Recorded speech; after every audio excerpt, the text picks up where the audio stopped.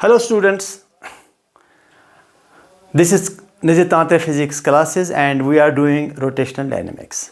And in rotational dynamics, I have already delivered lectures. This is the 13th lecture, I think.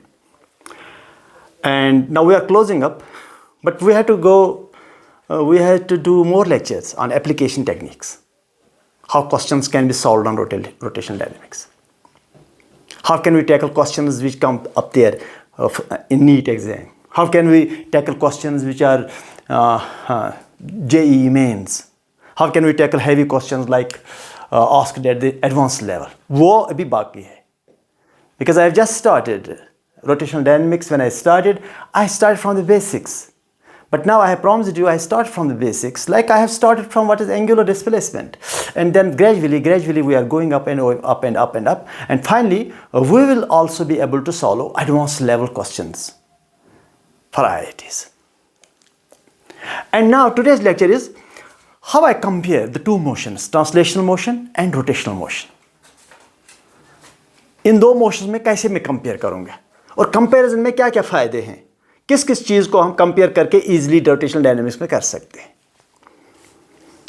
Translation mechanics में आपको बहुत सारी चीज़ें पता है और करते रहें आप. Velocity at any time is initial velocity plus acceleration into time when acceleration is constant. Displacement covered is initial velocity time plus 1/2 acceleration t square. V square minus U square is equal to acceleration to displacement. These are the equations. Obviously, they are kinematic equations. They are good for constant acceleration. These equations are correct for constant acceleration. We have similar set of equations for rotational dynamics. And we have to see how we can use these comparison, this analogous behavior in rotational dynamics. फिलहाल point number 1,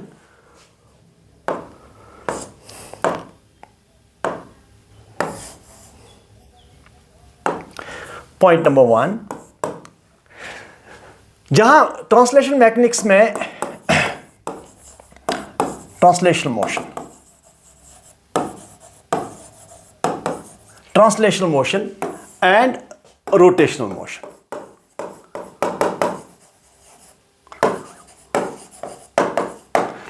comparison में क्या है, देखो जहां rotational dynamics में मास का mention होता है, mass inertia of a body. The inertia, अगर ज़्यादा इनर्शिया बॉडी का होता है तो आपको पता है कि एक्सेलरेशन उस बॉडी का कम होता है by given force. And we define inertia force per unit acceleration, और we define inertia the tendency to oppose motion और द एबिलिटी और द क्या उसको मैं कहूँगा, the inability of a body to change its state, maybe motion, maybe rest. जहाँ मास है तो वहाँ रोटेशनल डायनेमिक्स में इनर्शिया का वर्ड होता है. सो इसका एनालॉगस है मोमेंट ऑफ इनर्शिया.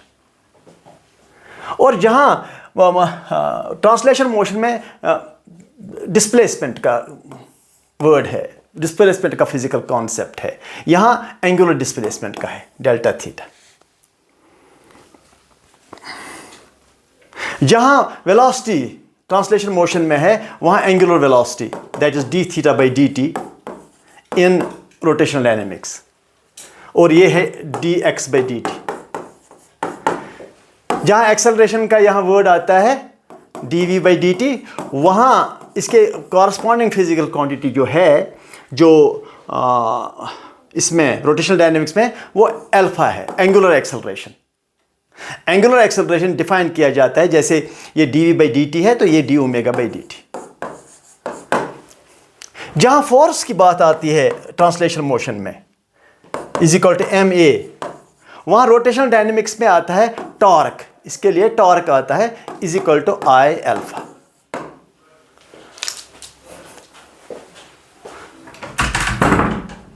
ठीक.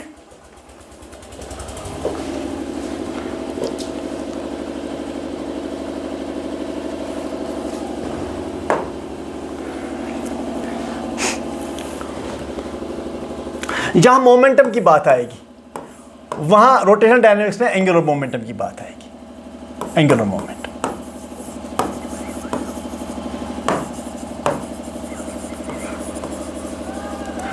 जहाँ ट्रांसलेशन मोशन में आएगी, कॉन्सेप्ट आएगा किसका, momentum is equal to m v, वहाँ रोटेशनल डायनेमिक्स में momentum is equal to I omega.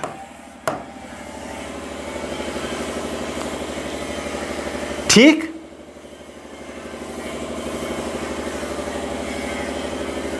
जहाँ काइनेटिक एनर्जी होगा 1/2 mv², वहाँ रोटेशनल डायनेमिक्स में रोटेशनल काइनेटिक एनर्जी का एक्सप्रेशन है कि rotational is equal to 1/2 m में m के कॉरस्पॉन्ड्स में I और v के ओमेगा स्क्वायर। और कहीं कहीं आप मोमेंटम लिखते हैं या काइनेटिक एनर्जी लिखते हैं p²/2m, square of the momentum by 2s mass of the body. तो वहाँ आप कॉरस्पॉन्डिंग काइनेटिक एनर्जी लिखोगे, हाँ क्या, L²/2m, angular momentum ²/2I, angular momentum ²/2 है। वो यहाँ निकाला, देखो अगर आप ऊपर करोगे I मल्टीप्लाई, नीचे भी करोगे I मल्टीप्लाई, ऊपर मल्टीप्लाई करने से ये I² ओमेगा² हो गया, और उस हिसाब से I² ओमेगा² इज L²/2I। तो this is the correspondence between the two, मतलब मोशंस, मतलब अगर मास यहाँ है तो वहाँ मोमेंट ऑफ एनर्जी है, अगर यहाँ फोर्स है तो वहाँ टॉर्क है। Force creates acceleration, their torque creates angular acceleration. Here force creates change in momentum, their torque creates change in angular momentum. तो ये सब आप इसमें मतलब एनालॉगस टर्म्स आप वहाँ ले सकते हो। अच्छा, अब और एक चीज़ है जो बहुत ही इंटरेस्टिंग चीज़ है, जैसे ट्रांसलेशनल मोशन में velocity is equal to u + at, मगर this is the equation we use in translational motion, velocity at any time, initial velocity plus acceleration into time. This equation we use in translational motion. But this, be careful, this equation is good for constant acceleration. And here correspondingly we use angular velocity at any time. We shouldn't say final angular velocity. Angular velocity at any instantaneous time is equal to initial angular velocity plus angular acceleration into time. ये इस equation का corresponding equation है। It works fine in the rotational dynamics. Initial angular velocity दिया है, angular acceleration भी दिया है या टार्क दिया है, उस तरीके से हम एंगुलर एक्सेलरेशन भी निकाल सकते हैं। तो आप you can find angular velocity of the rotating body of any rigid body at any time. अच्छा, दूसरा इक्वेशन जो S is equal to ut plus 1/2 at², displacement covered is equal to displacement covered is equal to initial velocity into time plus 1/2 acceleration t², provided acceleration is constant, and this is correspondingly delta theta angular displacement, angular displacement, angular displacement, angular displacement is equal to initial angular velocity into time plus 1/2 angular acceleration t²। ये भी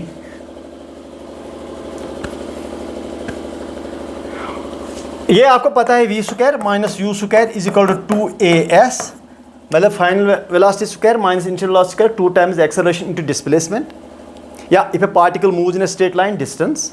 तो उसमें क्या है, उसमें ये है कि final angular velocity minus initial angular velocity is equal to a के बदले अल्फा डेल्टा थीटा। ये रोटेशनल डायनेमिक्स में ये इक्वेशन यूज कर लो।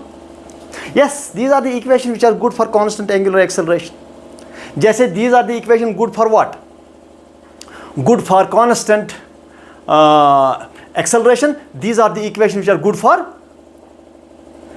Good for constant angular acceleration.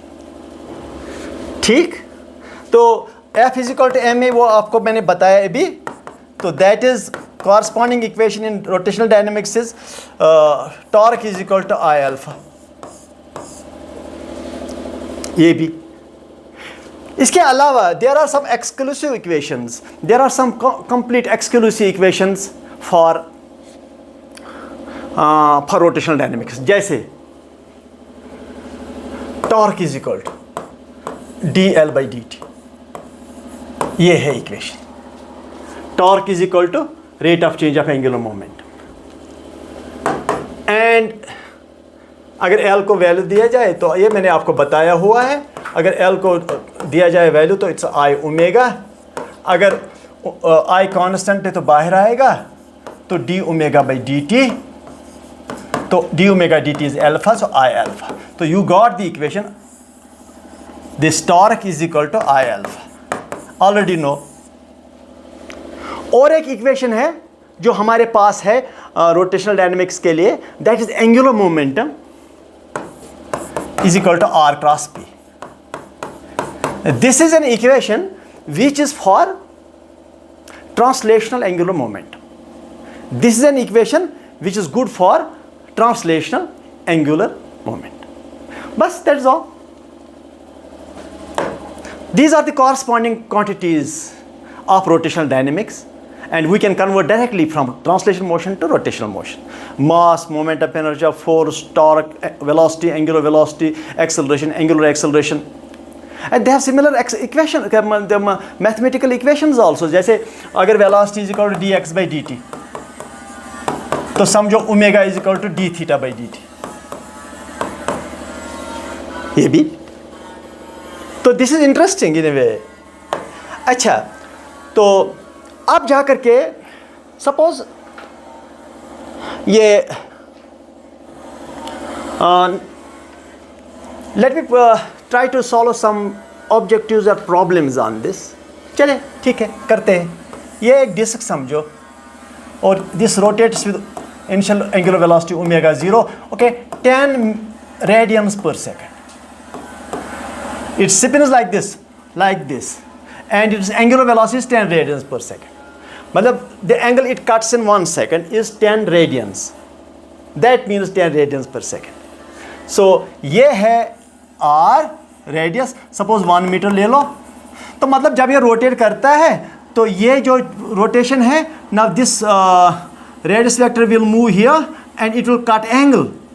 The angle cut in 1 second initially is 10 radians per second. ठीक, let me suppose angular acceleration is this in the same sense. It will try to increase the angular velocity.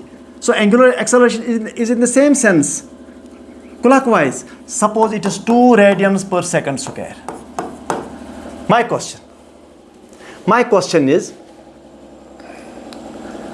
question is, what is the final angular velocity? Angular velocity at t is equal to, okay, well, 5 seconds. After 5 seconds. ठीक, ये हमने question बनाया, खुद ही मैंने बनाया, easy question मैंने बनाया आपके लिए। ठीक, ओके, जरा देखो क्या करते हैं हम। Final angular velocity is equal to initial angular velocity plus angular acceleration into time, the base formula that I have used, simple. And omega निकालना है, what is initial angular velocity, that is 10 radians per second, plus what is acceleration, that is 2, what is time, 5. It is omega is equal to, it is 10 plus 10, it is 20 radians per second. Answer, ये मैंने इसलिए simple question बन, देखो आप कहेंगे ये जो alpha है एंगुलर एक्सेलरेशन कहाँ से आता है? ये एंगुलर एक्सेलरेशन आया टॉर्क से, किसी फोर्स ने इसको टॉर्क प्रोड्यूस किया, उसने इसका रोटेशन इंक्रीज किया। जैसे एक डिस्क ही ले लो, ऐसे ये डिस्क ले लो और ये रोटेट कर रहा है, ऐसे रोटेट कर रहा है, मैं नीचे से इसको टेंजेंशियल फोर्स देता हूँ, यूं टेंजेंशियल फोर्स दिया, इट विल रोटेट फास्टर। तो अगर मेरे इस टेंजेंशियल फोर्स से टार्क प्रोड्यूस हुआ, उस टार्क की वजह से एंगुलर एक्सेलरेशन प्रोड्यूस हुआ, वो भी 2 रेडियंस पर सेकंड स्क्वायर। तो क्वेश्चन ये है कि after this much of time इसका एंगुलर वेलोसिटी क्या होगा? तो इसका angular velocity, initial angular velocity alpha into T, ये है आंसर। ठीक, चलो और एक चीज करते हैं। ये है एक डिस्क, चलो radius r is equal to 1 लिया मीटर, मास लिया 1 kg, सिंपल कर दिया। ये डिस्क है और आपने यहां से फोर्स F दिया 1 न्यूटन का। वैल्यूज हमने बहुत छोटे छोटे वैल्यूज दिए, इसलिए हमने छोटे छोटे वैल्यूज दिए उसे फ़ायदा ये है कि कॉन्सेप्ट पिकअप होगा, लेकिन it is not a mathematical problem. After all I want to make it a physics problem. हो सकता है जब आपको क्वेश्चन वहाँ आएगा, यहाँ होगा 1.2 न्यूटन, वो न्यूमेरिकल एनालिसिस का प्रॉब्लम बन जाता है। I don't want to make questions which have numerical difficulty और mathematical difficulty. I want to make problems which can मतलब ब्रिंग आउट फिजिक्स कॉन्सेप्ट। ठीक, ओके। चलो ये फोर्स हमने 1 न्यूटन का फोर्स दिया, तो मैं क्वेश्चन जो बनाऊंगा अभी, और इसका इनिशियल एंगुलर वेलोसिटी है okay 2 radiance per second, 2 radiance per second. मेरा क्वेश्चन जो मैं इसमें क्वेश्चन बनाऊंगा, देखो फोर्स टेंजेंशियल दिया, रेडियस इसका दिया हुआ है, मास भी दिया है 1 kg, और डिस्क है ये, और अगर आपको चाहे तो डिस्क का मोमेंट ऑफ इनर्शिया भी निकाला जा सकता है 1/2 mr²। That's I equal to 1/2 m is 1 kg, r² is 1², that's moment of inertia is 1/2। ठीक, चलो एक क्वेश्चन इसका बनाते हैं हम। पहले टार्क निकालिए, question A. B, moment of inertia alpha निकालिए, एंगुलर एक्सेलरेशन निकालते हैं। सी, बताइए angular velocity after t is equal to 2 seconds, ये भी निकालते हैं। डी, बताइए ये जब रोटेट करेगा 5 सेकंड में या 2 ही सेकंड में कितना एंगल कट करेगा, angular displacement in t is equal to okay 2 seconds, या t is equal to 4 seconds कर दो। डी। ई, और एक बनाऊंगा, how many revolutions it completes, number of revolutions.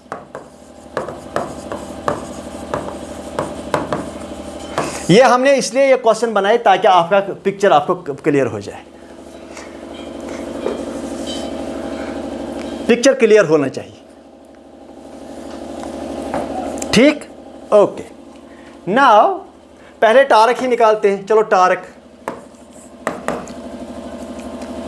F into R, ये force into this distance, shortest distance from this C, that is 1 into 1, 10 करते हैं यार, 10 अच्छा नहीं लगता है, 10 into 1 that is 10 newton metre.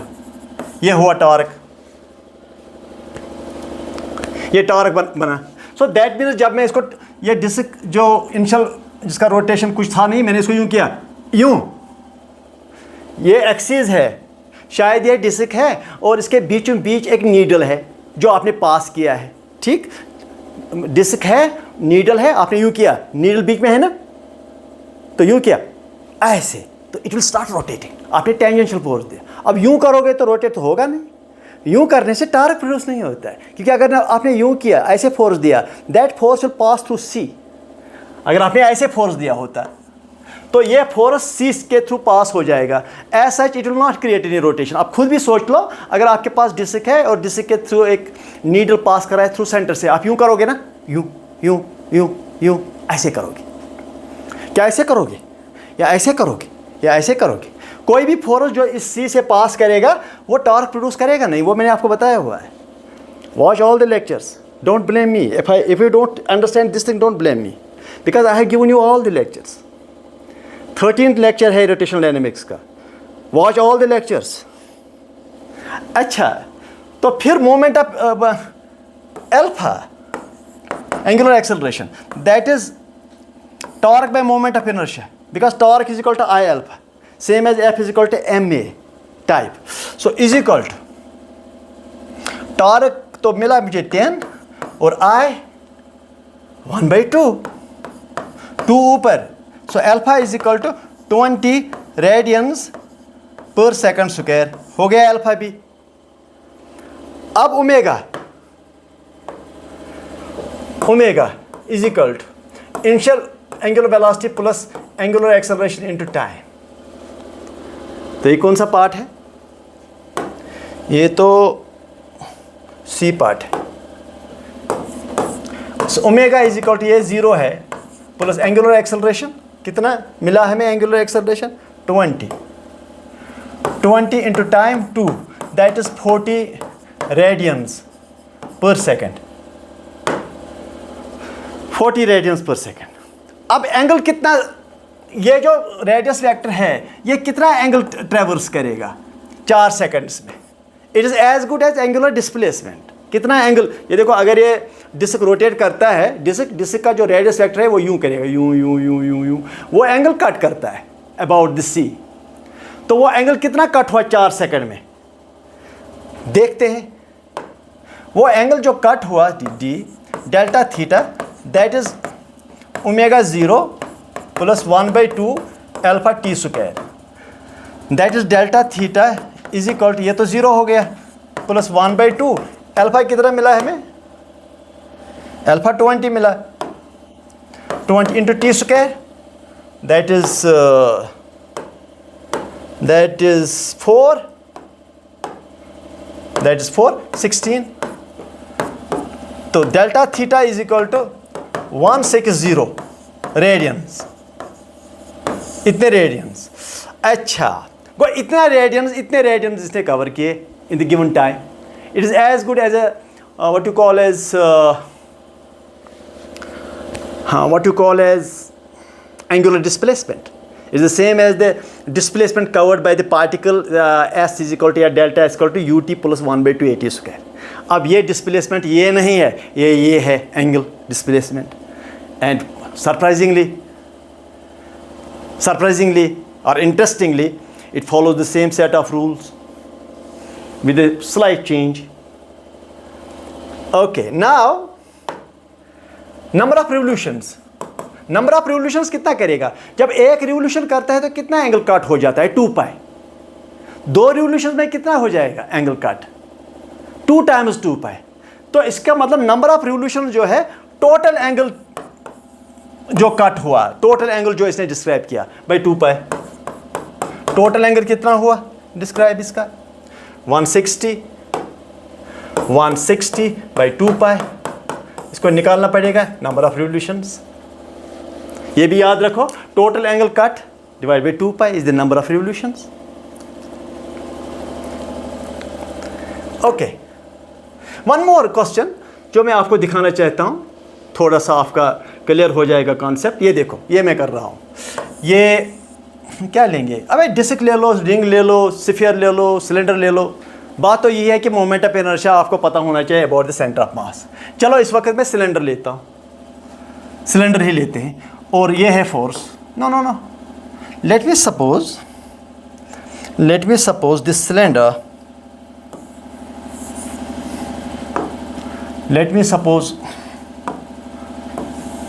this cylinder has an initial angular velocity of 10 radians per second. ये एक सिलेंडर है, ये रोटेट कर रहा है about an axis passing through its length, passing through the centre and parallel to the length of the cylinder. तो ये cylinder rotate कर रहा है। मैं इसको स्टॉप करना चाहता हूँ, मैं इसको नीचे से शायद हाथ लगाता हूँ ताकि फ्रिक्शन जो है that will act in the opposite direction, friction, and that friction will stop it.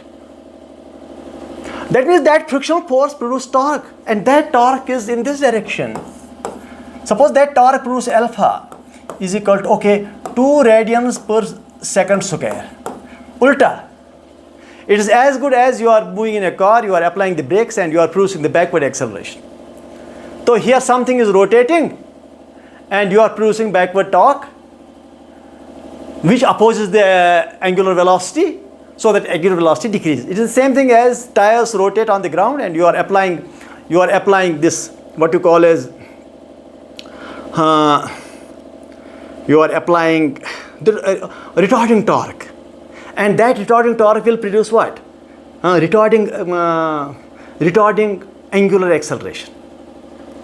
What that will do? That will oppose the angular velocity. What that will do? That will reduce the angular velocity. What finally that is going to do? It will stop the cylinder or the disc or the ring from rotating. So question is, after how much time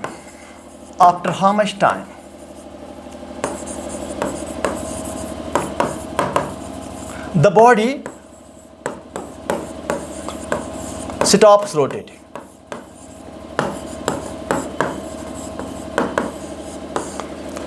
After how much time the body stops rotating? So what you are going to do? तो alpha उल्टा है, initial angular velocity clockwise है, ये anti clockwise है। मैंने कहा final angular velocity is equal to initial angular velocity plus acceleration into time. ये मेरे पास फार्मूला है। फाइनल एंगुलर वेलोसिटी 0, स्टॉप हो जाना चाहिए, फाइनली तो स्टॉप होगा, इज इक्वल टू इनिशियल तो 10 है प्लस अल्फा तो -2 है into time. Is that right? किसी के साथ कुछ मैंने नहीं किया, लेकिन इसका माइनस लिखा क्योंकि it is opposite to omega 0। अगर ओमेगा 0 आपने प्लस लिया तो इसको माइनस लेना पड़ेगा। तो what is T? That is 2t is equal to 10, t is equal to 5 seconds. Answer मतलब 5 सेकंड के बाद ये जो रोटेटिंग बॉडी है स्टॉप करेगा, बिकॉज जो टॉर्क है that is opposite to omega 0। That opposite torque will produce angular acceleration, but not angular acceleration, really angular retardation, and finally it will stop. तो इसका ये ओमेगा कम हो करके फाइनली 0 हो जाएगा क्योंकि अल्फा इस ओर है। अच्छा ओके, इसका और एक चीज़ बनाते हैं। Can you tell me how much displacement it will cover in this time?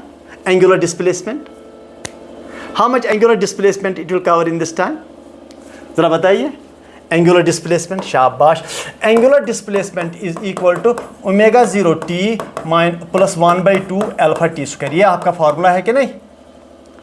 चलो, delta t is equal to what is omega 0? That is omega 0 10, okay 10 t that was 2 second plus 1/2 what is alpha? That's -2 what is t square? What is t square? 4 2 seconds 4, ये ख़त्म हो गया। It is 20 minus 4, it is 16 radians. Answer 16 radians it will move before it stops. 16 radians it will rotate, it will traverse this much of angle before it stops. Now when it stops, can you tell me how many revolutions it makes? Number of revolutions. This delta theta by what you call as 2 pi, 16 radians by 2 pi, निकालो 16 by 2 into 3.14, ये निकालना पड़ेगा number. हो सकता है पूरा number ना हो, it may be a 2 revolutions then 10 degrees, 2 revolutions 5 degrees, 2 revolutions 1.5 radian, वो सब चलता है, ये आपको करना पड़ेगा। कभी कभी क्या होता है जिसमें स्टूडेंट थोड़ा सा डिस्टर्ब हो जाता है कि एक डिस्क है और फोर्स यूं है 10 न्यूटन का, और आपको कहा जाता है कि how much torque it produce about the centre C. या तो आपको इस फोर्स को पीछे ले जाइए ऐसे ऐसे ऐसे करके, यहां परपेंडिकुलर डाल दीजिए, तो ये force multiply this perpendicular distance is the torque. ये पूरा फोर्स और ये डिस्टेंस पूरा टॉर्क बन गया टॉर्क। या दूसरा काम कर लो जो इजी हो जाएगा, आप एक टेंजेंट डाल दो यहाँ, और ये एंगल दिया होगा सपोज 60, और इस फोर्स का जो है ना ये कंपोनेंट दैट इज